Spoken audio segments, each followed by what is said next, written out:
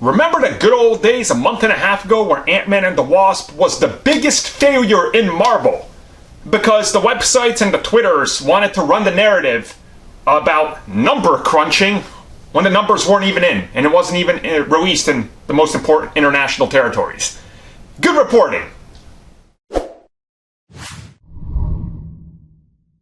So, Ant-Man and the Wasp, after becoming a billion-dollar franchise for Ant-Man, has now passed $600 million worldwide. That's after opening in China. Pretty big territory. And the projections are looking that it could possibly tie or even surpass Justice League. Do you guys see what the problem with the narrative is for this movie? It came out after Infinity War, so people are like, well, it's automatically a failure because it can't do those numbers. We're talking about Ant-Man and the Wasp.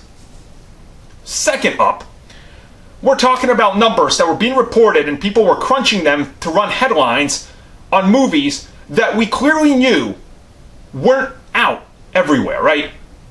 Like other international movies too that weren't out everywhere. Like, yeah, these movies are failing. I'm like, what?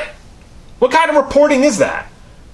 That's like taking the numbers from day one and being like, yeah, all right, that's it. That's the total box office and not accounting for the rest of it and comparing it to others, right?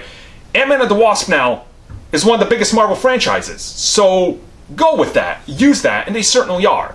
And it's not going anywhere. And it's certainly a franchise that's pulling its own weight and able to compete with the best of Marvels when it comes to reviews and box office. And I know you're going to say, well, yeah, but the Winter Soldier made X amount of money. Once again, that's Captain America.